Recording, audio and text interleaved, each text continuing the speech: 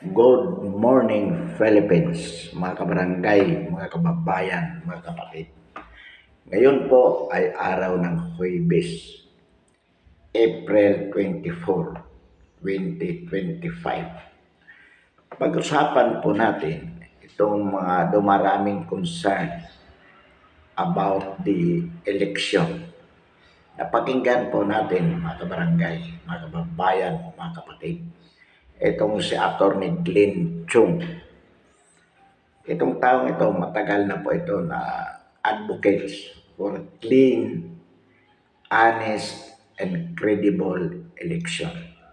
Siya yung una nating narinig noong pang 2022 election tungkol sa sinasabi niyang dayaan sa election with Smartmatic.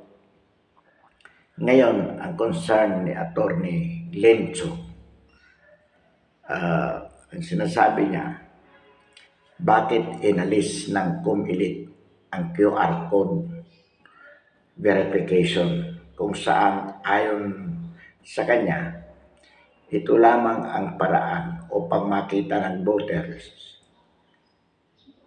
kung yung kanyang ibinutong mga kandidato ay totoong nagre-reflect doon sa machine, na bilang ba ng machine, sapagkat lalabas sa resibo o doon sa QR code, makikita daw sa screen pag binirify mo yung mga pangalan ng mga kandidato na ibinoto mo, na ibig sabihin talagang nabilang ng machine. The machine has counted correctly the names of the candidates you have voted.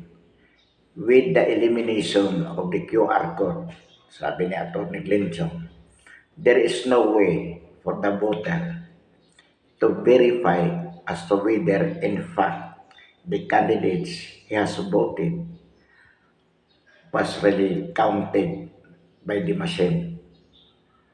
So, ito ang sinasabi ni Atty. Glenchon na hinahamon niya si George Garcia ng debate tungkol dito.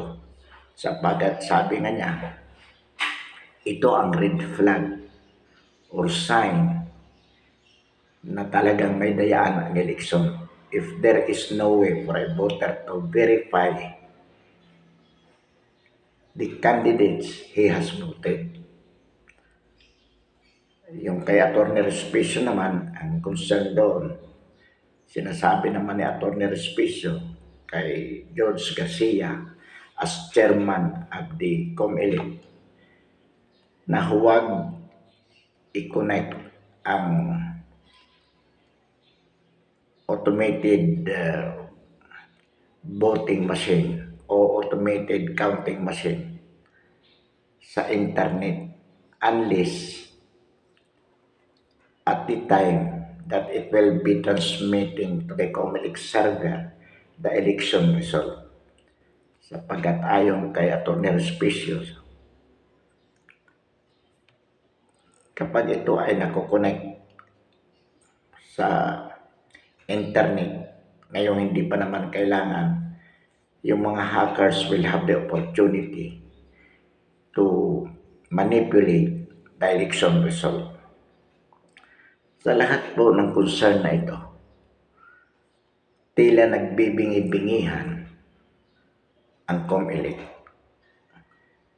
Ang response mga dito ni George Garcia, kinasuhan si Atty. Respicio at dinididma niya itong si Atty. Glenn Chung. At ganoon din naman yung mga concern ng OFWs, sapagkat nagsisimula na po ang voting ng mga OFWs at ayon sa kanila, ang lumalabas doon sa resibo ay mga pangalan ng kandidato karamihan na hindi nila ibinoto. So in other words, makikita po natin na talagang itong pagbabaliwala ng COMELEC sa mga concern which are being aired, lalo nagpapalakas sa mga espekulasyon na talagang nakaprogram ang COMELEC na dayain ang election result this May 2025 election. May dahilan po ba para gawin ito ng COMELEC? Napakalaki po ang dahilan. Bakit? Sapagkat nais ng bangag na administrasyon na lumabas yung kanilang mga kandidato sa bagong alyansa ng Pilipinas. Ang campaign pa nga at ipinagmamayabang ng bangag na Pangulo ay 12-0. Ibig sabihin, yung lahat ng 12 na kanilang kandidato ay mananalo. Walang oposisyonista o PDP laban na makakapasok. But ngayon, with the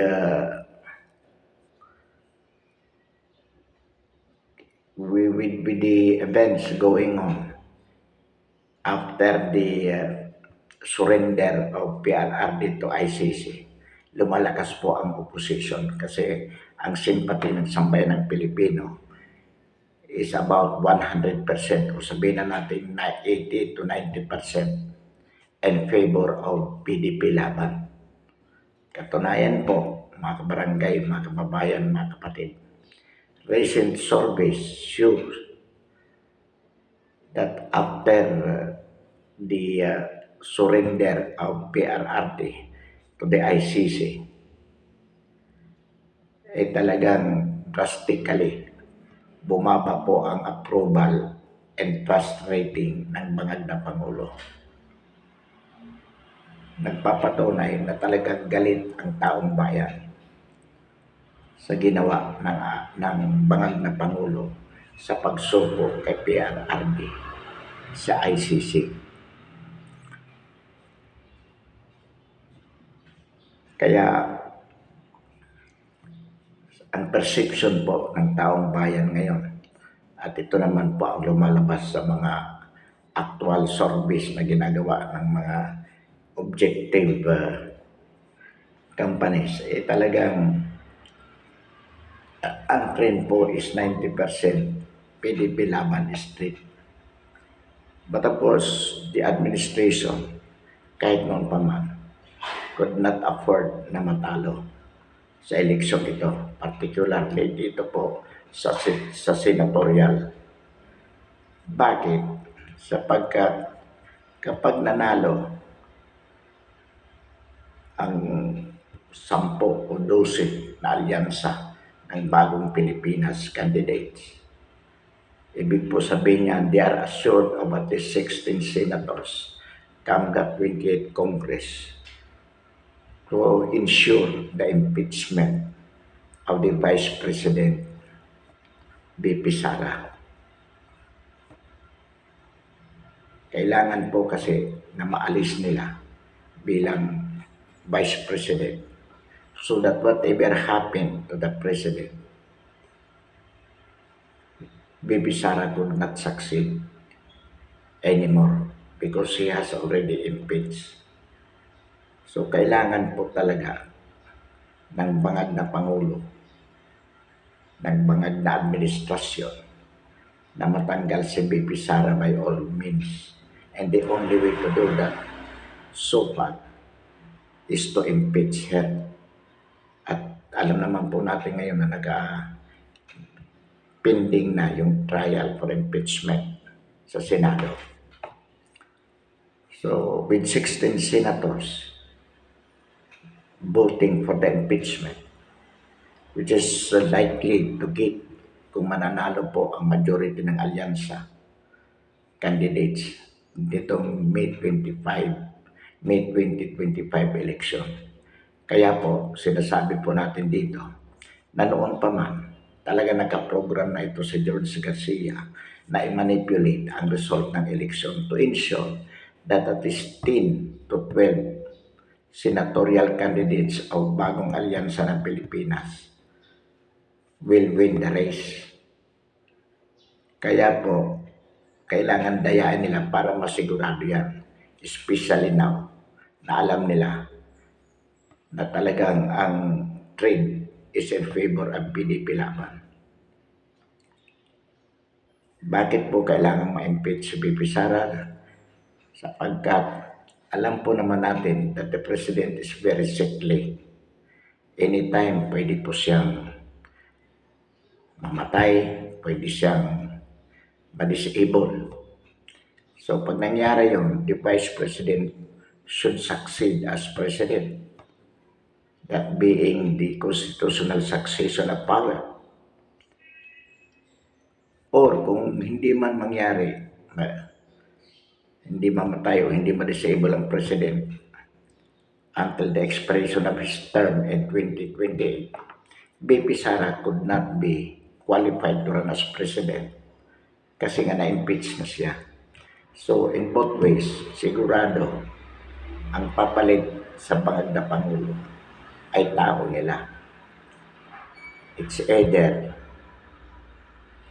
si Tambaloslos, that is Martin Romualdez, or maybe si Escudero. Kaya nga ito si Escudero ay talagang sunod-sunuran sa bangag na Pangulo. So ito mga kabarangay, mga kababayan, mga kapatid, ang nais nating iparating kay George Garcia as chairman of the COMELEC, napakinggan niya itong mga grievances na sinasabi ni Atty. Respicio, ni Atty. Linchong at ng iba pa nating mga kababayan. Kasama na po tayo doon sa mga nananawagan kay George Garcia to address immediately this concern. Alam po naman natin na 3 linggo na lang ay eleksyon na. So, critical po ang result ng eleksyon na ito. Although, tayo nga sinasabi natin na bago pa man itong mga concern na ito, sinasabi na natin na talagang nakaprogram ang COMELEC para dayain ito because of public minds conditioning nito through these different surveys. Alam naman po natin ay hindi objectives, na ito naman ay mga public mental conditioning lang ito para i-condition ng taong bayan na ito yung mananalo, majority of which are candidates at bagong alyansa ng Pilipinas. So far, 2 lang ang pinalalabas nila na PDP laban na pwedeng pumasok. And it could be Bongo and Bato de la Rosa. So,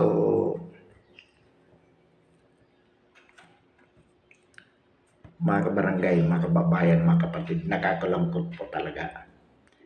Even then, patuloy ang ating panawagan sa sambayan ng Pilipino na lumabas at bumoto sa araw ng eleksyon at iboto po natin straight ang PDP laban. Kahit naniniwala po tayo na dadayain ng eleksyon, bumoto na rin po tayo. Lumabas para at least alam natin na kung iba ang lumabas, ang in-announce ng COMELEC na nanalo, alam natin sa ating sarili mismo na dinaya tayo sapagkat tayo ay lumabas at bumoto. At ang lumabas na resulta ay iba doon sa ibinoto natin. Sapagkat kung hindi po tayo lumabas at hindi tayo bumoto, mas lalong walang dahilan para sabihin nila na dinaya ang eleksyon o sabihin natin na dinaya ang eleksyon sapagkat hindi kasi tayo bumoto. Samantalang kung bumoto tayo at ibinoto natin yung PDP laban straight, pero natalo pa rin, well, we could claim to ourselves na talagang totoo yung mga spekulasyon ngayon pa lamang. Alam po naman natin, mga kabarangay, mga kababayan, mga kapatid, na itong administrasyon na ito, itong bangag na administrasyon ng bangag na Pangulo, by all means, hindi po talaga sila papayag na hindi nila makuha ang gusto nila. Kaya nga lahat ng mga head of agencies na may kaugnayan dito sa continuation of holding power on the part of the bangag na Pangulo ay talagang ina-activate nila. Katulad, halimbawa, ang NBI, ang DOJ, ang COMELEC, ang PNP, and even the armed forces. Sapagkat ito yung mga agencies na talagang tumitiyak na manatili sa kapangyarihan ang bangag na Pangulo. So lahat ng mga agencies na ito ay talagang para ng mga membro na isang malaking sindikato na ang layunin ay manatili sa kapangyarihan ang kasalukuyang bangag na Pangulo upang may pagpatuloy nila ang kanilang pagnanakaw, pagsasamantala sa sambayan ng Pilipino. Narinig po natin, mga kabarangay, mga kababayan, mga kapatid, ang tagapagsalita ng Pangulo sa katauhan ni Atty. Claire Castro. Sa isang interview po, tinanong siya, ano po ang masasabi ninyo sa pagbagsak ng approval at trust rating ng Pangulo? Alam mo pa ang sagot? Kasalanan nito ng mga fake news peddlers sapagkat sila ay nakaka-impluwensya sa opinion ng taong bayan. Sa halip na aminin na mayroong pagkukulang ng administrasyon ito na naging dahilan kung bakit bagsak ang trust rating, approval at trust rating ng Pangulo, naghahanap po ng scapegoat ang tagapagsalita na si Claire Castro. Isang katwiran na pangkanto girl, hindi po educative at lalong hindi truthful. Kasi dahil sa fake news, nang tinanong po siya, how about the perception of the people to the effect that there is an increasing criminality? Hindi. Base sa record, sa statistic ng PNP, bumaba ang kriminalidad. Saka, wala naman ako nakikita paglabas ko. Wala ako nakikita nagsasaksakan dyan. So imagine, sino pong nasa matinong pag-iisip ang maniniwala sa ganong paliwanag ng tagapagsalita ng Pangulo? Alam natin sa ating karanasan, kaliwat kanan ang kidnap o ransom, ang patayan, ang bintahan ng shabu, nagbalik na sa mga kanto-kanto, nagkaabutan. Ipinararating sa kanila na ito yung kaganapan. Ang sagot ay hindi, fake news lang yan. Hindi, wala naman ako nakikitang nagsasaksakan yan mismo sa harapan ko. Based on records of the PNP, mababa ang kriminalidad ngayon sa panahon ni Pangulong Marcos. Katunayan, lumiliwanag na. Kung isang pula na lang, maputi na. Hindi katulad ng panahon ni PRRD na napakadilim. Yun ang sinasabi niya. Madilim. Pero in so far as the people are concerned, pag tinanong mo, mas maliwanag, mas maputi ang anong panahon ng Pangulong Duterte sapagkat natakot ang mga kriminal na gumawa ng krimen dahil meron silang paglalagyan. Pero ngayon, ang criminals are even emboldened to commit crimes. Bakit? Alam nila mismo ang Pangulo, protector ng mga illegal na droga. Alam nila na mismo ang Pangulo ay adik. Alam nila na mismo ang Pangulo Ang gobyernong ito ang protector ng mga drug lords. At hindi lang drug lords, protector sa mga kriminal, ng mga magnanakaw, ng mga hood-upper, ng mga robbers. Yan po ang katotohanan, mga kabarangay, mga kababayan, mga kapatid. So, ibig po sabihin ito, we're going nowhere with an addict president. Wala po tayong mapupuntahan. At ang masakit nga nito, mayroong eleksyon na tinitingnan natin na dapat ito yung magiging simula ng pagbabago with these people being in the Senate. Dadayain pa yung eleksyon para matalo. So ano po yung ating magiging recourse dito? Kapag lumabas ang election result at ang mananalo po ay mga kandidato ng bangag na Pangulo, ang kasunod po niyan ay impeachment trial ni BP Sara.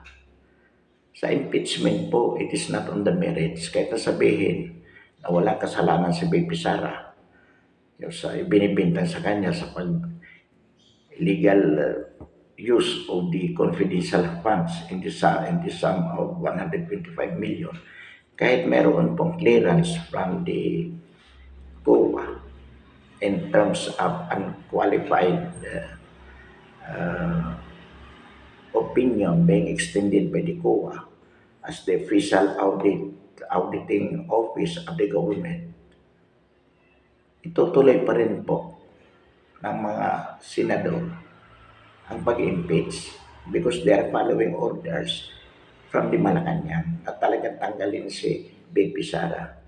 Ang impeachment trial, sad to say, it is not trial on the merits. It is a number game. Right or wrong, pag bumuto ang mga senador, at least 16 of them to impeach the Vice President, may impeach po siya. At magtatapos na po doon. The result is she would be disqualified to hold any public office perpetually. So, ang mangyayari po dyan, automatic matatanggal si BP Sara. And she could no longer run for president in 2028. Much more, kapag namatay ang Pangulo before 2028 or na-disable, she could no longer succeed as president. Kasi kung na-impeach na siya, she is no longer the vice president.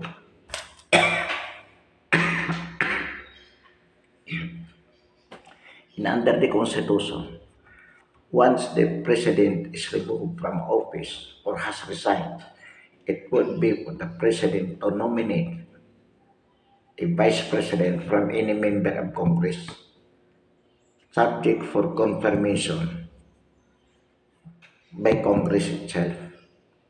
So in other words, magkakapamili si PBBM kung sino ang magiging vice president siya. Either si Chis Escudero or si Martin Romualdez. So kung may mangyari sa kanya, automatically would succeed as president. But either of these two to succeed, they are even more equally or even more corrupt than the president himself. So wala pong patutunguhan ang ating bansa kahit sino ang pumalit kay PBBM, alin man sa dalawa, kay Chis Escudero o kay Romualdez. Ito ay sindikato kasi ng kasalukuyang administrasyon at nakaprogram na rin ito.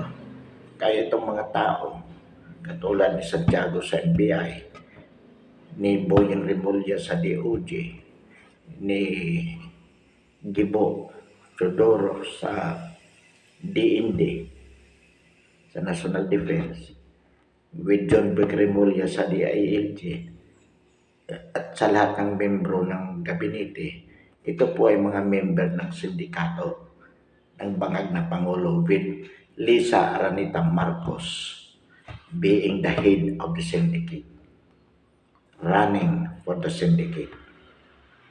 So kawawa po dito ang sambayan ng Pilipinas. Kung hahayaan po natin ito na mangyari,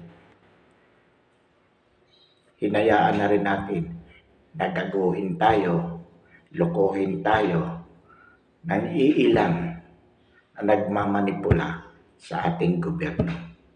So ano po ang dapat natin gawin, mga kabarangay, mga kababayan, mga kapatid? Sa atin pong paniniwala, ang nararapat po natin gawin, lalo na pag lumabas ang resulta ng eleksyon at nakita nating nanalo ang 10 o 12 kandidato sa pagkasenador ng Alyansa ng Bagong Pilipinas. At pagkatapos, bago po ma-impeach si BP Sara, dapat maglunsad na po agad ng EDSA 3. Huwag na po natin hintay na ma-impeach pa si BP Sara. Kapag nakita natin panalo 10 or 12 of the Alyansa ng Bagong Pilipinas, alam naman natin na hindi yan ang totoong resulta ng eleksyon. Yan ay daya. So, dapat po ilunsad na ang EDSA 3. Ito po ang ating panawagan sa sambayan ng Pilipino. At ganun din po panawagan sa mga matitinong elemento ng PNP at ng Armed Forces. Magkaisa po tayo, maglunsad ng EDSA 3, patalsikin ang bangag na Pangulo at ang bangag na administrasyon. I-install po si BP Sara as President. Then sa desisyon po natin dyan, magdeklara ang revolutionary government para malinis po ni BP Sara ang institusyon, lahat ng institusyon sa loob ng pamahalaan. Magkaisa po tayo, magtulungan tayo at gamitin po natin ang social media technology as our means of communication and coordination for a better governance. Marami pong salamat at magandang umaga sa lahat.